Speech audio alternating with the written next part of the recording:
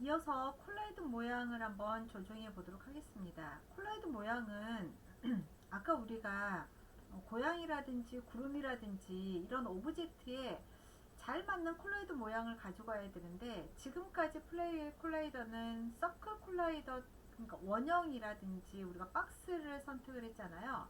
원형 콜라이더 같은 경우는 플레이어 모양이 딱 맞지 않아서 충돌 판정이 정확하지 않아요. 예를 들어서 콜라이더 같은 경우는 지금 고양이가 이렇게 돼 있는데 원형을 넣기 때문에 이 부분이 실은 닿지 않아도 마치 닿은 것처럼, 장애물이 닿지 않았는데도 앞으로 나아갈 수가 없어요. 이 부분까지 여러분이 콜라이더로 만들어 놨기 때문에. 그래서 이런 경우는 충돌 판정이 좀 더 정확해지도록 콜라이더 모양을 조금 더 연구할 필요가 있습니다. 자, 그래서 가장 잘 맞는 콜라이더 모양을 어떻게 넣느냐. 콜라이더 모양이 만약에 사각형이다. 그러니까 동그라미에서 사각형을 하면 조금 더 모양이 붙긴 해요. 바디에 붙긴 한데, 이런 경우는 낮은 턱이 걸리면 넘어지기도 쉽고 좁은 틈새로 들어가기가 어려워요. 여기 같은 경우는 이렇게 턱이 있어요. 그러면 사각으로 되어 있는 콜라이더는 이 틈에 의해서 턱이 걸려서 넘어가지를 않아요. 이럴 때는 곡선은 조금 넘어가죠. 곡면은 좀 넘어갈 수 있는데, 이 사각형은 조그만한 턱이 있어도 잘 넘어가지가 않아요. 이럴 때는 또 서클이 낫죠. 자, 그래서 이동하는 플레이어라면 캡슐형 콜라이더를 여러분이 사용하는 게 조금 더 낫다고 보통은 합니다. 그래서 캡슐형으로 여러분이 사용을 하고, 닿는 부분이 원형이기 때문에 지면에 걸리는 이런 상황들을 좀 더 줄일 수 있고, 플레이어 이동도 좀 더 매끄럽게 사용할 수가 있습니다.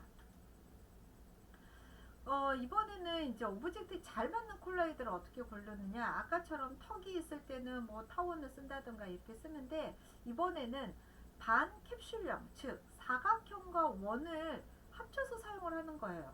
아랫부분은 원이 필요한데 윗부분은 원으로 하기에는 너무 많은 자리를 차지하니까 위에는 정확하게 바디 부분하고 맞게끔 사용하고, 아랫부분은 턱이 걸리면 유연하게 넘어갈 수 있도록 원과 박스를 서로 합쳐서, 서클과 박스를 서로 합쳐서 사용하는 반 캡슐형 콜라이더를 사용해 보도록 하겠습니다. 그래서 지금처럼 박스에 원을 이렇게 붙일 거예요. 그럼 아래쪽에는 서클 콜라이더가 되는 거고요, 위쪽에는 박스 콜라이더가 되는 거죠. 박스와 서클이 서로 합쳐서 반 캡슐 콜라이더를 만드는데, 이거는 직접 여러분이 콜라이더를 조합해서 만드는 거예요. 오늘은 한번 사용을 해볼 건데, 원과 사각형을 만들어서 한번 사용해 보도록 하겠습니다. 반 캡슐형 콜라이더를 만든 다음에 앞에서 만든 콜라이더를 줄여서 옮긴 후에 둘레에 맞는 사각형 콜라이더를 추가해서 콜라이더 위치와 크기를 인스펙터 창에서 변경을 해서 그 크기를 옮겨서 넣어야 되는데, 우리는 이것을 고양이에다가 한번 넣어 보도록 하겠습니다. 자, 유니티에 다시 들어가 볼까요? 자, 그러면 콜라이더 모양을 한번 조정해 보도록 하겠습니다. 우선 고양이 콜라이더를 우리가 조금 전에 했던 반캡슐형 콜라이더를 한번 만들어 보도록 할게요.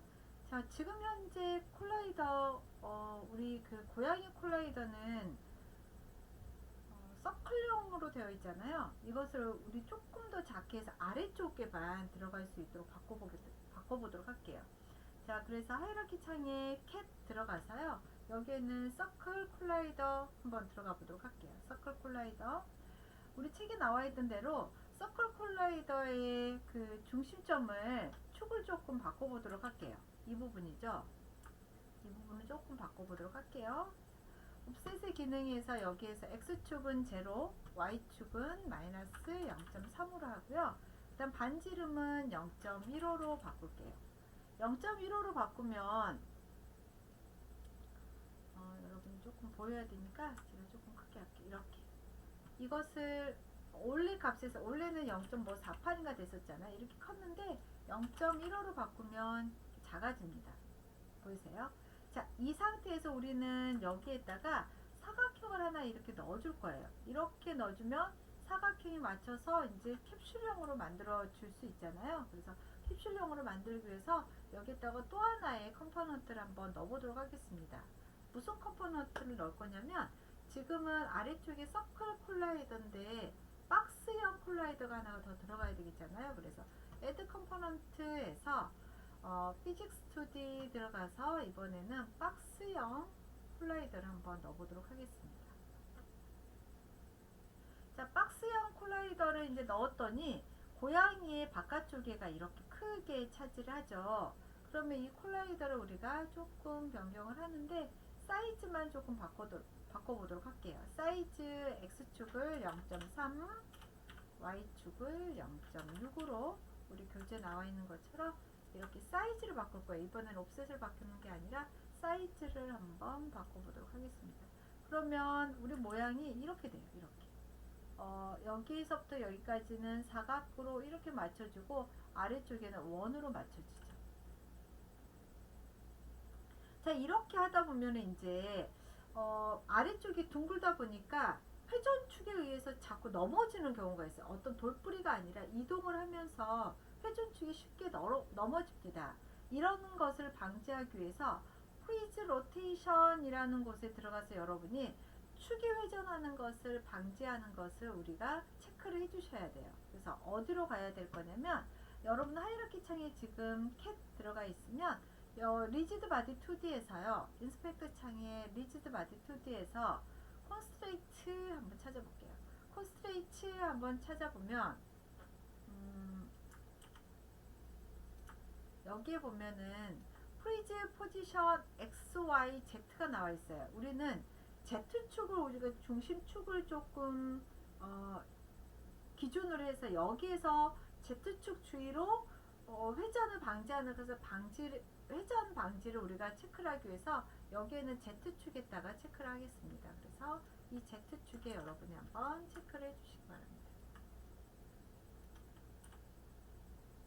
그러면 이제부터는 지금은 변화가 없지만 여러분이 움직일 때 Z축이 기준이 돼서 이제 변화가 나중에 움직일 때 넘어지지 않을 거예요. 자, 이제 여기에서 뭘 한번 바꿔줘야 되냐면 고양이는 거의 이제 캡슐형으로 만들었기 때문에 괜찮고요. 여기는 아까 구름, 클라우드를 우리가 박스형 콜라이드를 넣었잖아요. 이걸 한번 조정을 해보도록 하겠습니다. 그래서 클라우드 클릭하셔가지고요. 클라우드에 박스형 콜라이더 들어가서 사이즈를 조금 바꿔볼게요. 우리 책의 사이즈는 1.4와 0.5로 한번 바꿔달라고 했습니다. 지금 제가 플레이에 된 상태네요. 다시 1.4와 0.5로 바꿔보도록 하겠습니다. 좀 더 작아지는 게 보이나요? 그러면 콜라이더 우리 그 경계선이 조금 더 작아져요. 그래서 플레이를 누르면 이번에는 고양이와 구름이 서로 이렇게 닿을 거예요. 이제 닿는 게 보이시는가요? 조금 전에는 고양이하고 구름 사이에 우리가 틈이 생겼어요. 이렇게 틈이 생기면 충돌이 안 된 거잖아요. 정확하게 말하면. 근데 우리는 충돌을 시켜야 되기 때문에 콜라이더의 그 영역을 조금씩 조정하는 이런 부분이 꼭 모든 데에는 필요합니다. 그래서 여러분이 해보시다가 조금 어색하다는 부분을 수정을 해주셔야 돼요. 자, 이제는 입력에 맞춰서 플레이어를 움직여 보도록 하겠습니다. 우리가 지금 움직이고자 하는 플레이어는 고양이에요. 그죠? 고양이 스크립트를 플레이어가 움직이게 할 건데 원래는 휴대폰을 이용하면 휴대폰을 기울여서 좌우로 움직이게 하고 휴대폰 화면을 터치하면 점프할 수 있도록 하는데 지금 우리가 컴퓨터를 작성하기 때문에 컴퓨터에서 우선 동작이 되는지를 한번 확인을 해봐야 될 것 같아요. 그래서 휴대폰이 아닌 컴퓨터를 할 때 우리가 조금 바꿀게요. 키보드를 활용을 해야 되니까 키보드에 있는 좌우로 가는 거 방향키를 이용해서 플레이어 고양이를 움직이게 하고요. 점프는 스페이스 키를 눌러서 점프하는 스크립트를 한번 작성해 보도록 하겠습니다. 여러분이 이제 이거는 컴퓨터에서 하는 거니까 이렇게 한번 작성해 보도록 할게요. 자, 프로젝트 창에서 여러분이 여기 있는 움직이는 것을 코딩을 해줘야 되니까 우리는 C# 들어가 보도록 할게요. 자, 프로젝트 창에서 Create에서 C# 스크립트 들어가도록 하겠습니다. 이름은 우리가요 책에 나와 있는 것처럼 플레이 컨트롤러로 하겠습니다. 플레이어 컨트롤러로 한번 이름을 정해보도록 할게요.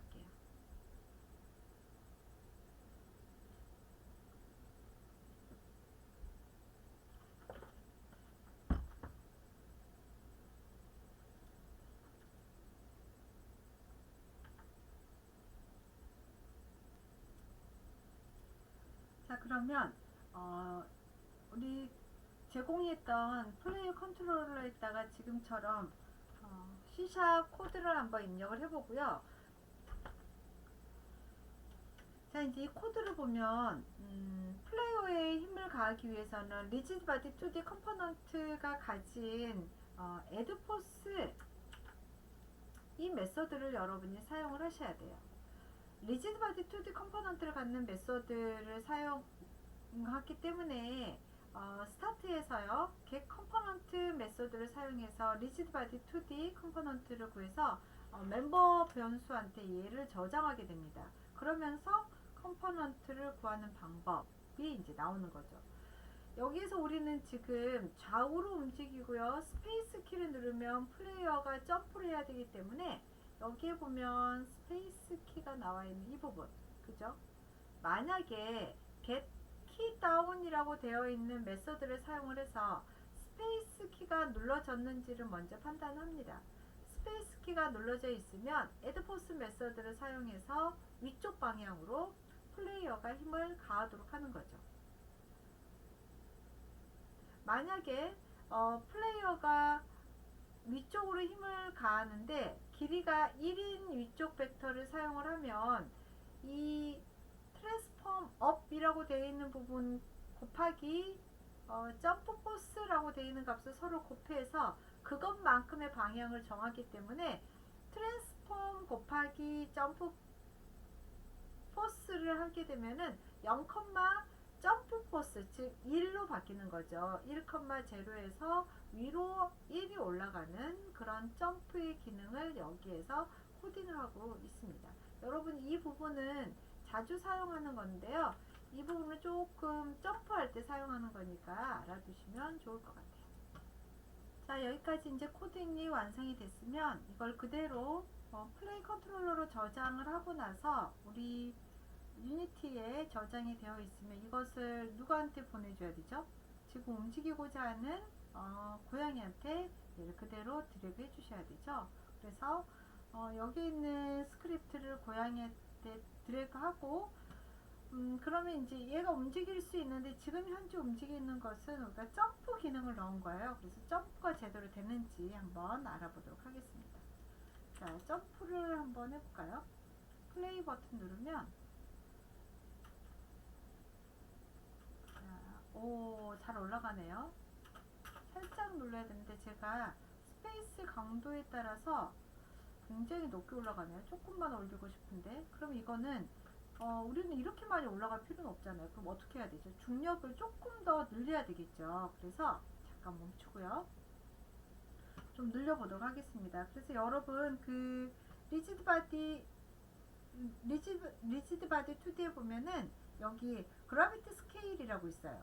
그라비티 스케일을 조금 늘려볼게요. 3으로 한번 늘려볼까요? 3으로 늘려서 다시 한번 플레이를 해보도록 할게요.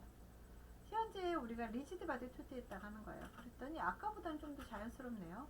아까는 우리가 여기 있는 리지드 바디 2D에 있는 그래비티 스케일이 1로 되어 있을 때는 점프를 살짝만 해도 굉장히 높게 뛰고 많이 올라갔었잖아요. 이번에는 중력을 조금 더 값을 줘서 3 정도 줬더니 이제 조금 스페이스 했을 때 뛰는 게 좀 더 자연스러워졌습니다. 자, 이번에는 플레이어를 이제 좌우로 한번 이동을 시켜 볼게요. 좌우로 이동하려면 여러분 이걸 이제 여러분이 넣어 주시면 되는데 좌우로 이동하는 거 우리 점프까지는 했으니까 이 부분을 더 추가해 주시면 될 것 같아요. 좌우로 이동할 때는 오른쪽으로 갈 때는 여러분 상관없어요. 우리가 그냥 오른쪽으로 계속 이동을 하는 거니까 키 값을 즉 변수 값을 그대로 1로 주면서 1을 계속 곱해주면 그 누른 값만큼 우리가 좌표가 바뀌는데 왼쪽으로 갈 때는 오른쪽이 아니라 왼쪽으로 갈 때는 실은 좌표에서 뒤로 물러나는 거잖아요. 그래서 키 변수에다가 마이너스 1을 줄 거예요. 왼쪽으로 갈 때는 좌표에서 더 뒤로 물러나야 되거든요. 그러면 뒤로 가게 하는 방법은 마이너스 값을 계속해서 곱해주면 그것만큼 뒤로 가는 거예요. 그냥 우리가 오른쪽으로 갈 때는 플러스 키 값을 그냥 1로 주는 거고요. 왼쪽으로 갈 때는 키 값이 점점 줄어들어야 되기 때문에 마이너스로 들어가면 됩니다. 여기에 이제 스피드를 우리가 정할 건데 실은 어떤 값에 에드포스라는 메서드를 사용해서 플레이어가 이제 움직이는데 계속해서 힘을 가하면 이 플레이어가 원래 있던 힘에 가속이 붙어야 되잖아요. 즉 한번 엑셀을 밟았을 때 차가 계속해서 가는 것처럼 가속을 하는 이 기능, 이것을 우리가 지금 에드 메서드라는 것을 에드포스 메서드를 사용을 해서 할 건데, 자, 그 다음에 프레임마다 이제 플레이어 속도를 우리가 바꿔줘야 되는데, 프레임마다 에드 메서드를 사용해서 힘이 계속해서 가면 플레이어가 계속해서 가속을 해야 됩니다. 이거는 마치 우리 자동차에서 엑셀을 밟으면 계속 차가 가속하는 것처럼, 이런 것처럼 자동차 운전하는 거와 비슷하게 플레이어의 이동 속도가 어느 지정도에 도착해서 최고 속도, 즉 여기에서 지금 최고 속도는 맥스 워크 스피드라고 되어 있죠. 여기보다 여러분이 빠르다면 힘을 가하는 것을 멈추고 속도를 이제 조절을 해야 되는, 이런 것을 여러분이 작성해 주는 코드가 바로 이거예요. 속도는 계속해서 우리가 증가를 하되 일정한 속도가 되면은 그 속도에 이제 멈추고 속도를 조절해 주는 거. 여기서 힘을 가속하는 것은 우리가 누굴 걸 사용하냐면 에드포스라는 메서드를 사용하는 거예요. 처음에 자동차가 가다가 계속해서 힘을 가하면 에드 메서드를 사용을 해서 가속에 붙는 거죠. 이 가속에서 어느 정도 일정 속도가 넘어가면, 그 속도보다 빠르다면 멈추고 속도를 조절을 해줘야 됩니다. 이 기능이 바로 여기에 있는 코드 이 부분이죠. 그래서 이 부분까지 여러분이 한번 추가해 보도록 할게요. 자, 여기까지 됐으면 여러분이 이것을 코드를 우리가 복사해서 저장을 하도록 하겠습니다. 그래서 이거는 우리가 이렇게 연결을 해서요. 누구한테 줘야 되냐면 현재 얘는 우리가 사용하고 있는 고양이한테 줘야 되잖아요. 그래서 고양이의 정리가 됐는지 다시 한번 확인을 해주세요. 자, 그러면 방금 만들어져 있는 우리 스크립트를 고양이한테 집어넣어 주고요. 제대로 되는지 한번 실행을 해볼까요? 자, 플레이 버튼 눌러서요. 스페이스 누르면 얘가 이렇게 띄어야 돼요. 위로 올라가죠.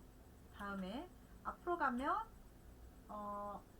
왼쪽 버튼 누르면, 오른쪽 버튼 누르면 앞으로 가야 되고요. 왼쪽 버튼 누르면 뒤로 가야 돼요. 근데 여기서 웃긴 거는 여러분 이제 구름 위에 있으니까 얘가 중력을 받지, 구름에서 벗어나면 당연히 밑으로 떨어지잖아요. 그래서 이것까지를 우리가 지금 표현하기 위해서 만들어 놨습니다.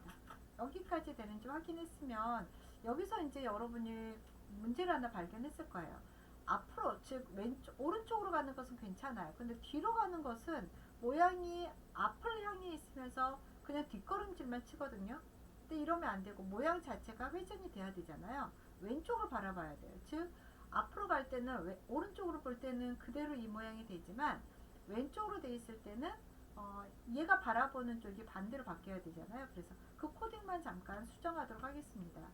다시 여러분 들어와서요. 여기 있는 움직이는 방향을 반전시키는 거, 이거죠. 만약에 얘가 지금 왼쪽으로 되어 있다면 방향을 바꿔주는 거예요. 트랜스폼을 해가지고 키값을 바꿔주는, 이걸 바꿔야지. 여러분이 기본적으로 그냥 해놓으면 오른쪽으로 가게 되기 때문에 앞쪽을 정면을 바라보고 있는데 뒤로 갈 때는 우리가 뒷걸음질이 아니라 뒤로 돌려서 모양을 바꿔야 되니까 여기까지를 정리해서 다시 한번 코딩 정리해 보도록 하겠습니다.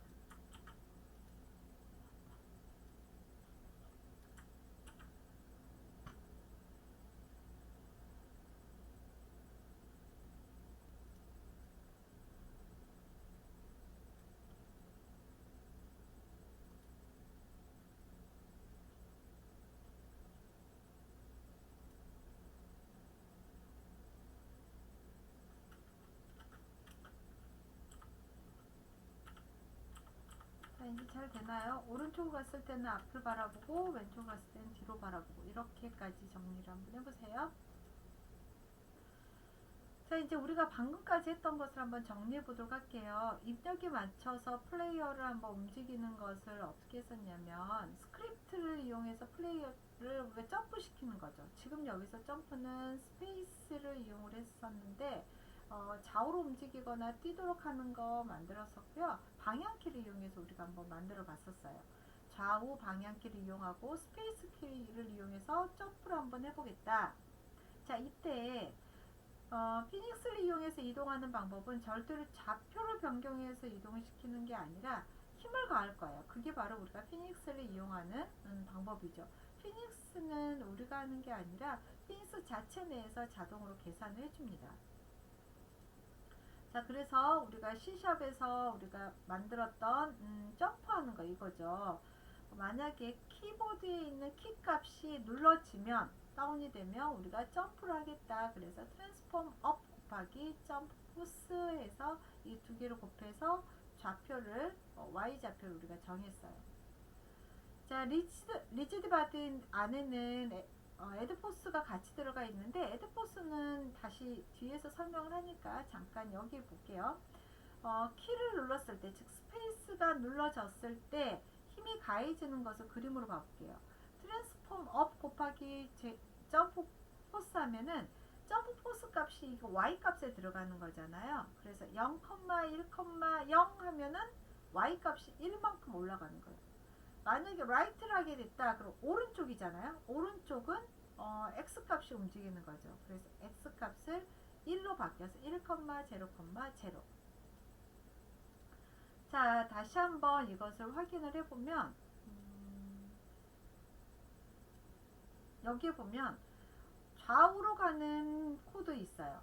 왼쪽으로 가고 오른쪽으로 가는 거. 오른쪽으로 가는 것은 x좌표가 그대로 양의수로 가기 때문에 키값 변수를 1로 줄 겁니다. 근데 왼쪽으로 갈 때는 뒤로 가는 거니까 키의 값을 음수로 줘서 x값을 후진을 하는 거예요. 더 마이너스를 주는 거죠. 그래서 여기 있는 키값을 우리가 마이너스 1로 주는 거예요. 그 다음 여기 플레이어 속도 봤습니다. 플레이어 속도는 우리가 여기에는 에드포스라는 것을 이용을 해서 한번 눌렀을 때의 속도에다가 계속해서 가속도로 붙여서 우리가 플레이어 속도를 계속해서 증가를 시킬 겁니다. 그러다가 일정한 속도 이상이 됐을 때는 그 속도를 조정하고 점점 감소를 시켜주는 이 기능을 여러분이 조금 이해하시면 되겠습니다. 자, 여기에서 에드포스라는 것은 좌우로 힘을 가해서 플레이어를 움직이게 해주는 건데요. 다시 설명하면 오른쪽으로 갈 때는 키의 변수를 1로 줘서 그대로 30으로 주면 x좌표가 양의수로 가는 거고요. 왼쪽으로 누르면 키의 값을 음수 마이너스 1로 줘서 마이너스 30이 되는 거죠. 그러면 왼쪽 x좌표가 마이너스가 돼서 뒤로 넘어가는 겁니다. 플레이어에다가 우리가 힘을 가했을 때 에드포스가 지금 한 번 가했을 때, 두 번 가했을 때 속도만 증가하는 게 아니라 여기에 가속도가 붙는다 그랬어요. 그래서 힘을 계속해서 가속을 해서 마치 우리가 차를 운전하는 것처럼 그렇게 가속도가 붙는 거죠. 우리가 플레이어를 움직여서 좌우 그 다음 스페이스 키까지 움직였는데 이때 플레이어의 모양이 조금 어색했었죠. 그래서 앞으로 갔을 때 오른쪽으로 갔을 때는 정상적이지만 뒤로 갔을 때는 모양이 방향이 바뀌지 않아서 뒷걸음질을 치는 모습이 됐어서 그 어색함을 우리가 고쳐주는 게 바로 여기에 있는 모양을 바꿔주는 거예요. 키의 값이 0과 같지 않았을 때 벡터 값의 키 값을 이걸로 지정을 해서 마이너스로 주면은 왼쪽으로 바라보게 되는 거죠. 그 그림을 한번 볼까요? 플레이어가 오른쪽으로 움직이면 스트라이프도 오른쪽으로 향하고 왼쪽으로 움직이면 스트라이프도 왼쪽으로 향하게끔 이미지를 반전시켜 주는데 플레이어의 스프라이트를 반전시키면 스프라이트 X축 방향 비율을 마이너스 1로 해주는 거예요. 그래서 이걸 보면 1을 곱했을 때 0.5를 곱했을 때 크기가 좀 더 줄어들죠. 확대 축소가 되죠. 0.1을 곱했을 때는 더 축소가 돼요. 근데 이거 이제 반전이 되죠. 곱하기 마이너스 0.1을 했을 때는 얘와 얘가 반전이 되는 거예요. 크기는 똑같이 축소가 되는데 방향이 대칭이 되는 거죠. 0.5와 마이너스 0.5, 1과 마이너스 0.1이 서로 대칭이 되면서 값이 바뀌고 그 다음 방향도 바뀌는 것을 알 수가 있습니다. 스크립트에서 스프라이트 비율을 바꾸려면 트랜스포 컴포넌트에서 로컬 스케일에 있는 값을 바꿔주면 되는데, 여기에서 x축, y축, 즉 키 값을 우리가 바꾸려면 마이너스 1과 1배를 해주면 음수를 곱해주면 뒤로 가게 되기 때문에 x축의 방향이 뒤로 움직이는 거죠. 그 다음에 여기 있는 마찬가지 방향도 마이너스 1을 곱하니까 모양이 바뀌는 거죠. 그래서 플레이어가 반전되는 것을 우리가 확인할 수가 있습니다. 자, 피직스를 사용하고 있는 거는 실은 이게 편리한 도구이긴 해요. 근데 이걸 사용하지 않는다 그래서 게임이 아니냐? 그건 아니에요. 근데 물리적인 동작이 들어가야 될 때는 여러분이 여기는 피닉스를 사용해 주셔야 되고요. 특히 충돌이나 어떤 충돌에 의한 판정을 가지고 있는 게임을 한다 그러면 피닉스를 사용하면 훨씬 더 편하죠. 사용자가 입력을 반영하려면 스크립트를 아까 C샵에서 작성을 해주시고, 이 작성된 것을 오브젝트에다 반드시 적용을 시켜줘야 돼요. 이때 피직스를 사용을 할 때 오브젝트를 움직일 때는 좌표를 조작하는 게 아니라 반드시 힘을 가해야 된다는 거. 이게 지금 우리가 피직스를 사용하는 여러분의 가장 핵심적인 방법이라고 할 수 있습니다. 자, 여기까지 우리가 했으면 다음 시간에는요, 우리가 움직이는데 플레이어가 움직이는데 점프를 한다거나 왼쪽으로 간다거나 오른쪽으로 갈 때 그 자세 그대로 점프를 하고 그 자세 그대로 움직이는 게 아니라 통통통통 튀어서 갑니다. 이건 굉장히 부자연스럽죠. 그래서 연속적인 동작으로 움직여서 갈 수 있는 것을 우리는 애니메이션이라고 하는데, 다음 시간에는 애니메이션을 한번 더 추가해서 작성을 해보도록 하겠습니다.